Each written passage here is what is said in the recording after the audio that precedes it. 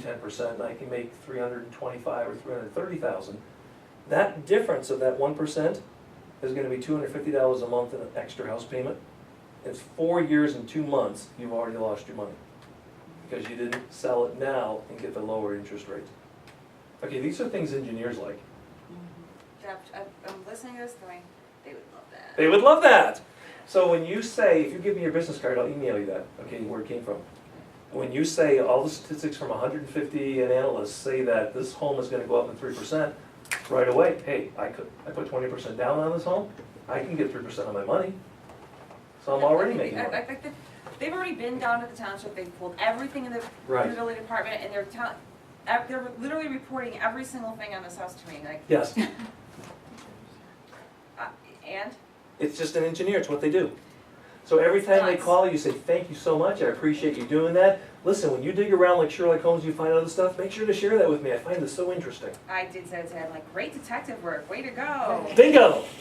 You okay? Jerk. And here's the cool thing, all right, I like what you're doing. She's delegating, letting the other people do it instead of saying, will you look all this up for us? You know. Like, no.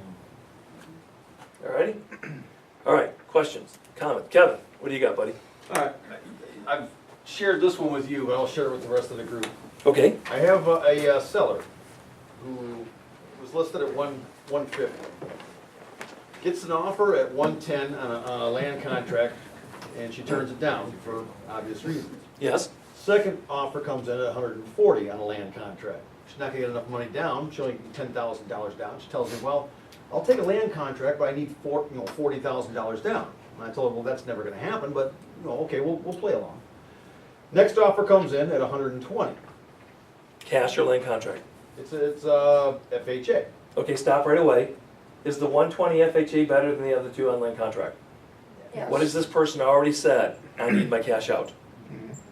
Okay, so the strong point you sell now is the other two offers were land contract, they weren't giving you what you wanted, plus you were at risk for years, whether or not the people made payments. This one cashes you out. You have peace of mind, money in your hand, you have freedom. Okay, do you see that? You see that, everybody? Now, this is a teaching moment here. So what you're listening for, what you're looking for is what do they want? Okay, this is high-level negotiating. What does the other party want? It gets better. Okay, keep going. It was just a teaching moment. It gets better. This was on Friday. Saturday, I tell her, I have an offer on Friday coming in. I said, but I'm expecting one tomorrow because I have a second showing. And she's very interested. Offer comes in at 135.9 conventional. 20% down. So I'm like, yeah, she's gonna take this deal. Stop for a second. If the home was listed for 150 and this one comes in for 135, what is the seller thinking? This is 15,000 less. What should you be thinking? The first offer was 100, the second was 110, the other offer was 130, the one at 140 didn't cash you out. So based on all four offers we've seen so far, this one is 35,000 higher than that one, 25,000 higher. This one cashes you out. This by far of the 5 offers through my hard work and efforts and marketing that we've generated on your home is the best offer.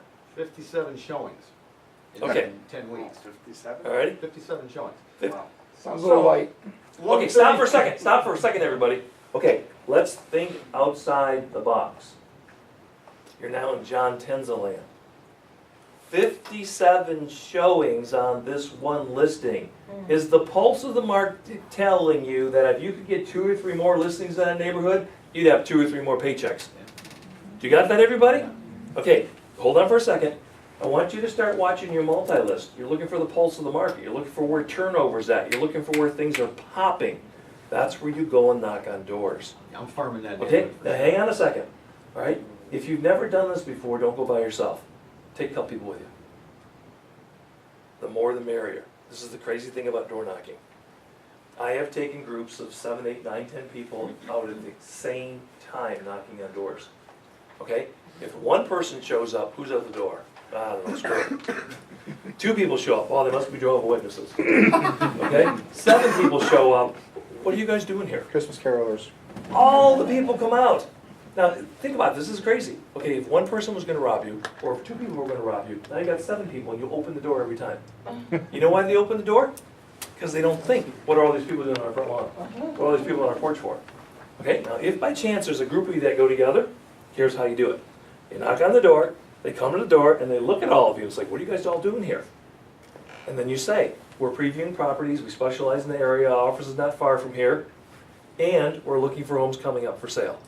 We heard there was a home going up for sale in the area, we're trying to find it. Would you happen to know who it is? And they will come out on the front porch. Those people are getting divorced, those people are retiring, you might want to talk to those people. And they'll tell you, they'll stand on their front porch and they will report on the neighborhood. And then when they're all done doing that and you picked up 3 leads, then you say, feet don't move, swing back. Just out of curiosity, have you folks thought about making a move? Got it? Now if you do that, okay, I'm going to prove this to you.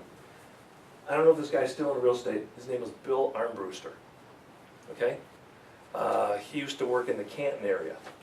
And I was doing a program, and he said, I've been farming my neighborhood for 7 years, John. There's no way you can get a listing in my neighborhood. I said, how far is your neighborhood from here?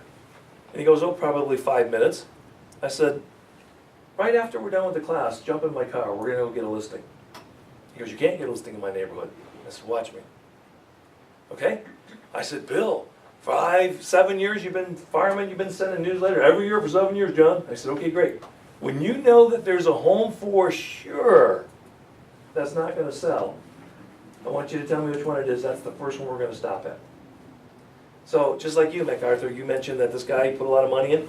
Bill said, oh, this guy's been gutting his home, he put a new kitchen, he did all that stuff. So I said, let's go. I knock on the door, I said, hi, my name's John Tenza. I'm here with Bill. Bill tells me he sends newsletters out, he's done that for the last 7 years. I said, listen, Bill also tells me that you're putting a lot of money in your home. People only do that for 2 reasons. Number 1, you're fixing it up to sell, or number 2, you're fixing it up to stay. Could either of those be true for you? Think about it.